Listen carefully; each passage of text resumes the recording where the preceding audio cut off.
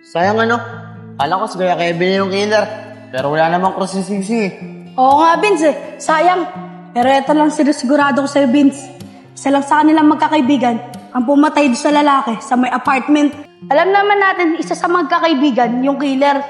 Pero hindi naman natin pwede isumbong sila lahat eh. Ano kayong pinag-uusapan nila? Nakaikot nga sa likod. Nalaman ko rin yung pinag-uusapan nila. Basta Kuya Enchong, kung palatandaan natin sa may pumatay, nung kapan na suot ni Kuya Nico tsaka ni Kuya Isko. Eh sabi ni Kuya Nico, lahat daw sila meron nun. Kaya matibay na ebidensya na lang natin yung singsing na may krus sa gitna. Uy! Narinig ko yung mga pinag-uusapan nyo. May alam pala kayo sa nangyari sa pagpatay sa lugar natin, ha? Kuya Kevin! Si Kevin?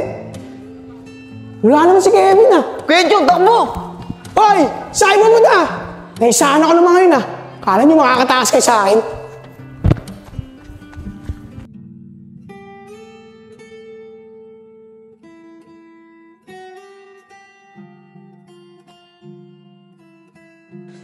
Kuya Enchong, si Tito. Sabi mo, huwag na siya pumasok. Bantayan niyo muna tayong dalawa. Eh, Vince, wala na si Tito. Kanina pa pumasok. Naku, Kuya Enchong, delikado na tayo dito.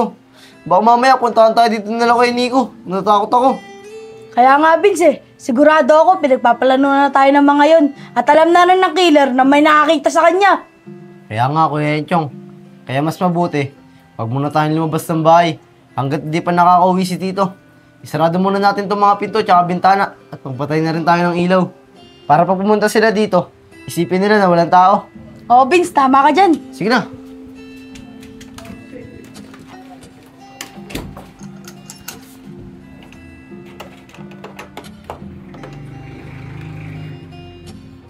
Bin, ano nga palang balita doon sa mga pamangkin ni Joseph?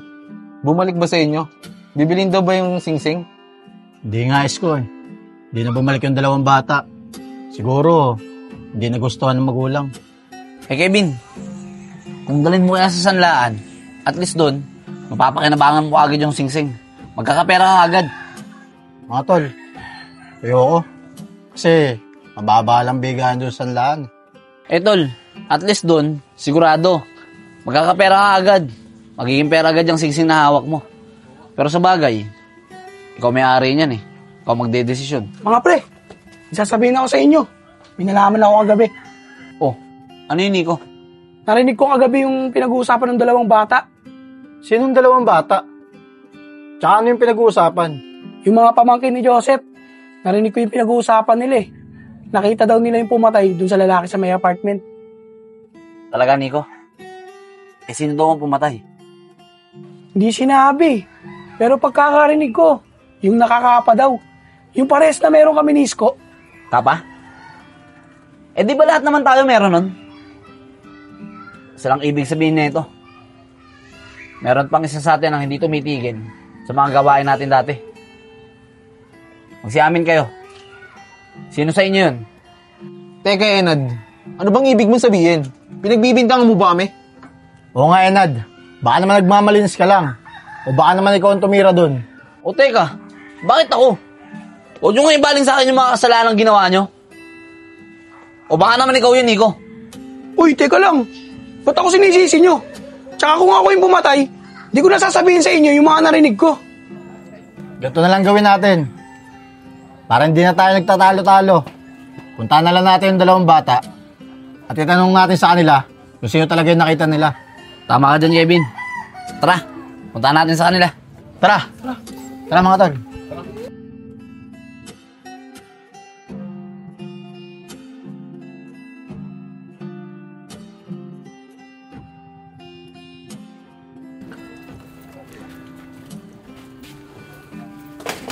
Enchang!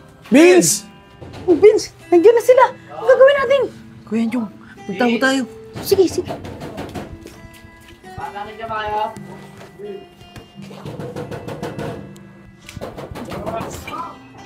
Oh, takot naman. Sana hindi nila kami mahuli. Tao po. Gong. Scott, silipin mo dyan. Nad, mukha namang walang tao dito eh. Patay yung ilaw. Baka umalis sila. Tara, balik na lang tayo mamaya. Sige, tara.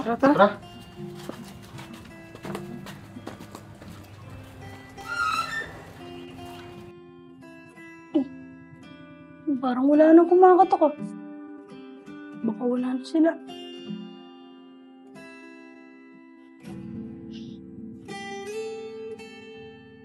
Wala naman sila. Vince!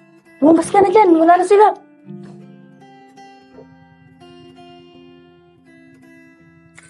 Dito na lang tayo magantay. Uuwi din naman yung mga yun eh. Sa bagay, Nad. Tama ka. Kuya Enchong, narinig ko sila kanina. Sabi nila, babalik daw sila mamaya. Kaya mas mabuti, umalis na tayo para hindi na tayo maabutan dito. O sige, tara Vince. Tara.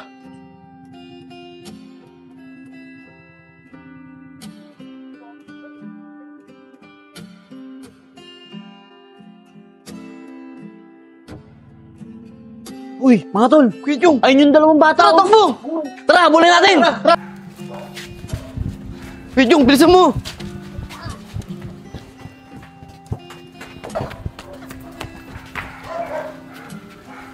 Tara mga tol. Dito tayo, ikutan natin. Doon din labas nun. Sige, tara!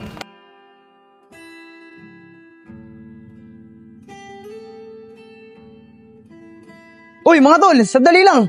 Ba't nananakbo kayo? Eh, pare, inahabol lang namin yung mga pamangkin mo. May tatanong lang sana kami. Kaso, biglang tumakbo eh. Eh bakit mga tol? Ano ba itatanong nyo? Eh, Sep, nabanggit kasi sa amin ni Nico na nakita niya daw yung dalawang pamangkin mo na nag-uusap. Ang sabi ni Nico, nakita daw nung dalawang bata kung sino pumatay kay Nanre. Sabi pa nga, nakita daw nila na nakakapa yung pumatay kay Nanre. Eh di ba, tayo lang naman ang merong kapa. Kaya kutob namin, may isa lang sa atin ang pumatay. Kaya hinahabol namin yung dalawang pamangkin mo para malaman namin kung sino talaga pumatay doon. Ganun ba? Eh saan ba sila nagpunta? Dito duman pare, sasalubungin sana namin dito eh. O sige, salubungin nyo dyan. Iikutin ko dito, baka bumalik eh. Sige pare, salamat. Tara mga tol. Sige. Tara!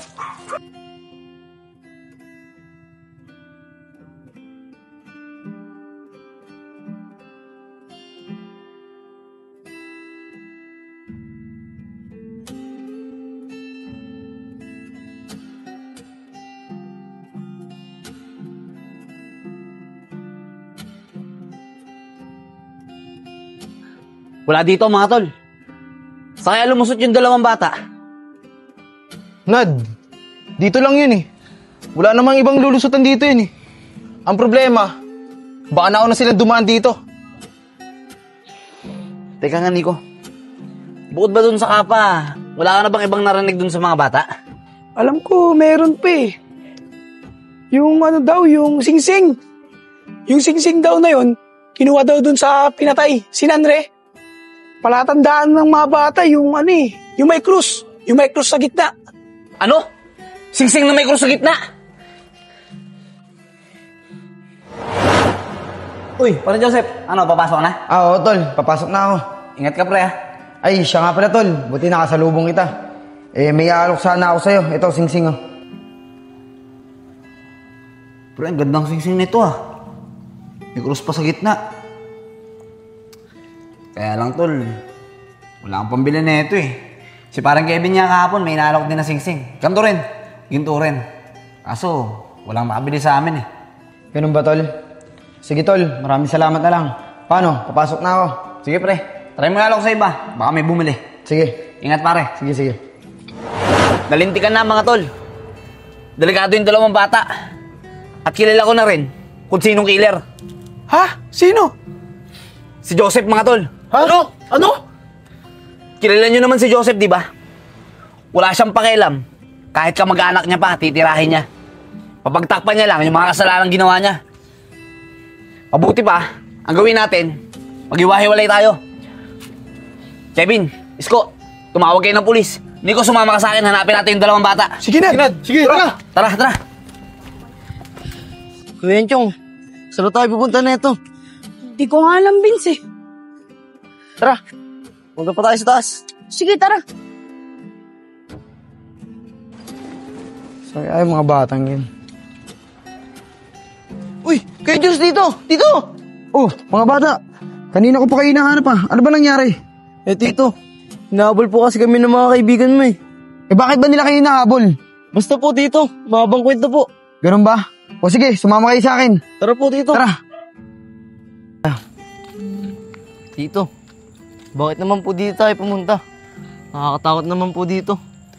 Mga bata, ngayon nyo sabihin sa akin, bakit ba kayo nahabol ng mga kaibigan ko?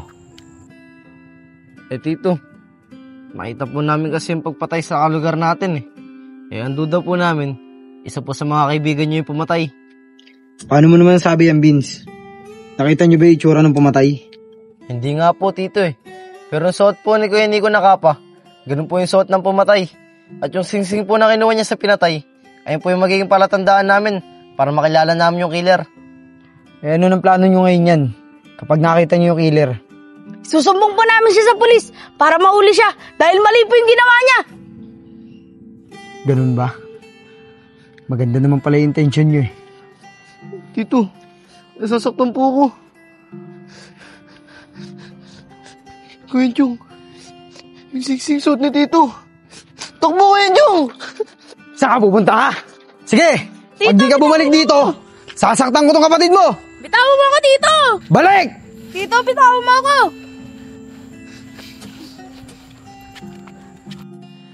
Nico, kailangan na natin makita yung dalawang bata.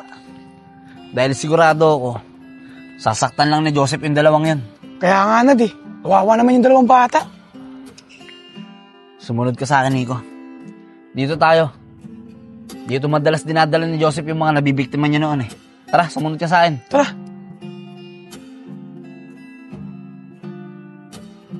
Tsaka kayo, Tito, mga pamangkin mo po kami. Oo nga po. wala akong pakialam. Tito. Alam nyo, maayos sana yung pagsasama natin Kung hindi lang kayo nakialam. Tito. Kaso, mas pinili nyo pang hanapin kung sino yung pumatay. Tito. Kaya magdasal na kayo Tito. para sa mga buhay nyo. Sep, tigilan mo yan! Tito. Sep, pare maawa ka, mga pamangkin mo yan. Tigil mo yan, pare. Tito, wag po. Sakto yung dating mo, Enad. Dahil alam mo na rin, damay ka na rin dito. Magantay ka lang. Susunod na kita. Pagkatapos ko dito sa dalawa.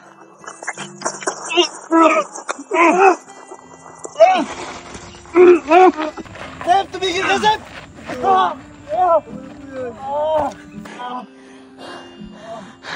Masyado kayong mga pangalamero. Kaya dapat na rin kayo mamatay. Baba mo yan! Pag di mo binabayan, pabuputukan kita! Baba! Baba mo yan! Baba mo! Sir, damputin niyo na po yan. Kamay sa likod! Tara tayo! Kamay sa likod! Mga masahe sa pasinto! Tayo kayo mga bata. Ayos lang ba kayo? Tara, tayo kayo. Maraming salamat po. Wala yun. Bakit kasi nanakbo kayo kanina? Madidiskrasya patuloy kayo. Akala po kasi namin, sasaktan niyo po kami. Ano ba naman kayo? Hindi naman namin gagawin sa inyo yun Pero di bale na nga, kalimutan na natin yun. Pasensya na po kung pinagudaan po namin kayo. Wala na yun. At ngayon makukulong na ang tito nyo. Pagdudusaan niya na yung mga kasalanan ginawa niya. Kaya ligtas na kayo. Maraming salamat po ulit. O paano? Tara na, umuwi na tayo. Tara po. Let's go, yung bag mo na. Tara.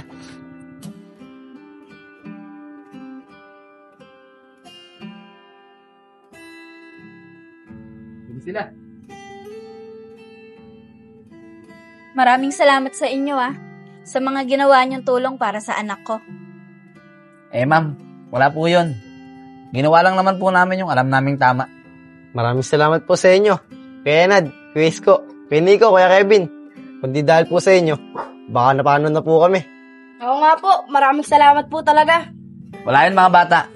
Mag-iingat kayo palagi. O paano mga kuya?